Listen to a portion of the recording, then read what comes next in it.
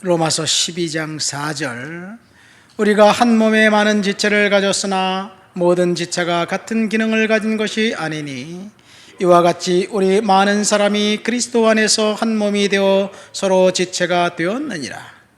우리에게 주신 은혜대로 받은 은사가 각각 다르니 혹 예언하면 믿음의 분수대로, 섬기는 일이면 섬기는 일로, 가르치는 자면 가르치는 일로, 꼭 위로하는 자면 위로하는 일로, 구제하는 자는 성실함으로, 다스리는 자는 부지런함으로, 긍휼을 베푸는 자는 즐거움으로 할 것이니라. 아멘. 은사를 이야기하고 있습니다. 신약 성경의 대략 세 부분에서 은사가 25가지가 나옵니다. 먼저 고린도전서 12장, 오늘 우리가 읽은 본문 로마서 12장, 그리고 에베소서 4장에 중복되는 것도 있고 두 번 나오는 것도 있고 한 번 나오는 것도 있고, 그렇게 해서 20가지 은사가 있습니다. 그 외에 독신, 청빈, 순교, 대접하는 은사, 선교사의 은사, 은사라고 이렇게 지목된 것이 이제 그 5가지가 성경에 나와 있고, 피터 와그너 박사는 여기에다가 그 귀신을 축출하는 은사와 또 뭐가 하나 있나요? 그렇게 다 그 27가지라고 이야기하고 있기도 합니다. 성경에 나와 있는 것은 25가지지요. 오늘 본문에 나와 있는 7가지 은사는 동기부역 은사라고 합니다. 특별히 본문에는 일이라는 단어가 중복되어 나옵니다. 섬기는 일, 가르치는 일, 예언하는 일, 위로하는 일, 구제하는 일, 긍휼을 베푸는 일, 이 일을 통해서 한 가지 은사를 통해서 다른 사역을 하도록 이제 섬기고 돕는 기능을 하기 때문에 동기부여 이제 은사라고 이야기합니다. The motivational gift라고 이야기하고 있습니다. 이 은사를 주신 목적은 4절과 5절에 나와 있는 것처럼 이제 우리가 한 몸에 많은 지체를 가졌으니 모든 지체가 같은 기능을 가진 것이 아니니 이와 같이 우리가 많은 사람이 그리스도 안에서 한 몸이 되어 서로 지체가 되었다. 섬기라는, 한 몸이 되어 섬기라는 목적을 가지고 은사를 주신 거지요. 그러니까 은사의 목적은 섬김에 있습니다. 하나님 주신 은사로 우리는 섬겨야 합니다. 그런데 교회에서 은사 받았다고 하는 사람들, 한번 여러분 머릿속에 떠오르는 사람들을 보세요. 은사 받았다고 하는 목회자들, 은사 받았다고 하는 선교사들, 그 평신도들, 뭐 전도자들, 이런 사람들의 은사를 통해서 섬기고 있는 것인가요? 어쩌면 섬기고 있다기보다는 군림하는 것 같은 느낌을 지울 수가 없습니다. 왜 그러냐면 고린도전서 12장에 나와 있는 9가지 은사를 잘못 해석했기 때문에 그렇습니다. 이 9가지 은사는 세 부분으로 나뉩니다. 첫째, 아는 능력으로 지식의 말씀, 지혜의 말씀, 영분별이 있습니다. 두 번째, 말하는 능력, 방언을 말하고 통역하고 예언하는 것입니다. 세 번째, 행하는 능력으로 믿음, 능력, 신유가 있습니다. 이 행하는 능력, 신유, 말하는 능력, 예언, 이런 것들을 통해서 사람들을 미혹하는 것 같습니다. 왜냐하면 은사라는 말이 영어로 spiritual gift예요. 원어로는 카리스마입니다. 근데 우리는 카리스마를 잘못 해석해요. 여기서 나왔습니다. 아주 그 제왕적인 리더십을 갖고 있는 사람이 카리스마적 리더라고 하는데 사실은 은사입니다. 하나님이 선물로 주신 은사가 카리스마입니다. 그러니까 은사를 주신 목적은 섬김에 있습니다. 오늘 본문에 보면 이 로마 교회의 바울이 이 그 7가지 은사를 이야기하면서 첫 번째 예언을 이야기합니다. 예언이면 믿음의 분수대로. 여러분, 예언이 뭘까요? 우리는 예언하면 은사 중에서 가장 많이 곡해하는 것이 예언입니다. 뭔가 미래를 암시하고 우리가 모르는 것을 알려주는 것이 예언이라고 생각합니다. 물론 예언이라는 단어에 foretell이라는 단어가 있어서 미리 말하다라는 단어가 있기도 합니다. 그래서 미래 일을 이야기하는 기능도 분명히 있습니다. 그러나 구약 성경의 4분의 1이 예언으로 구성되어 있습니다. 하나님이 이 예언자, 선지자에게 말씀하시면서 백성들에게 미래 일을 알려주고 그리고 경고하고 그 다음에 위협하기 위해서 예언하신 건가요? 아닙니다. 물론 죄에 빠진 백성들이 회개하라고 촉구하면서 회개를 선명하게 강조합니다. 그러나 이 회개를 강조하면서 돌아온 백성들에게 위로와 권면을 하는 거예요. 그러니까 예언의 기능은 위로와 권면에 있습니다.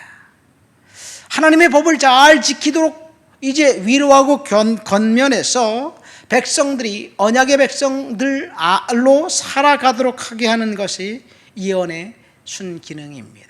그러나 우리가 예언을 한다고 하는 사람들의 그 행태는 어떤가요?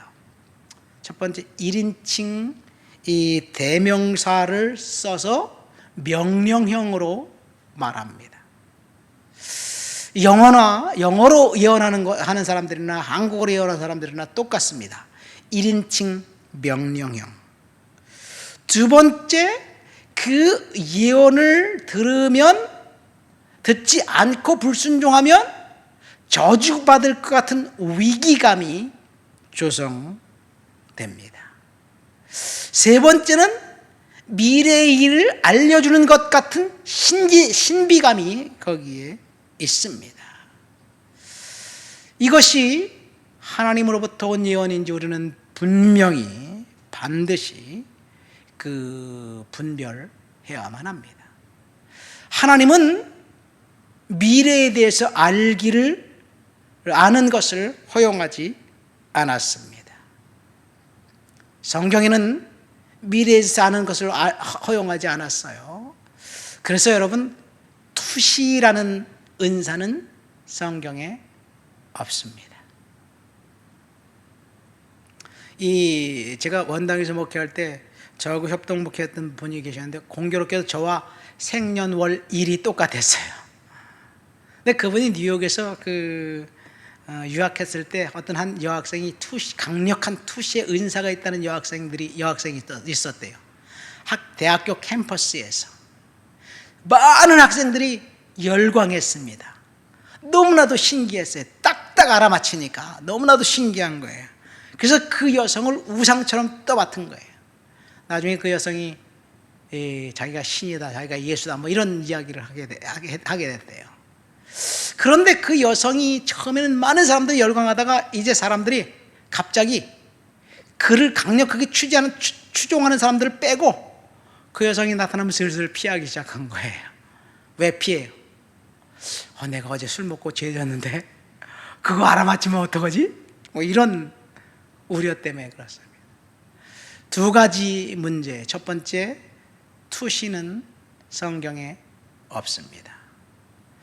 두 번째, 투시라고 주장하는 은사가 그 여성에게 있다면 그 투시의 은사가 풀어지는 것이 교회에 대해요. 교회 아니어야만 합니다.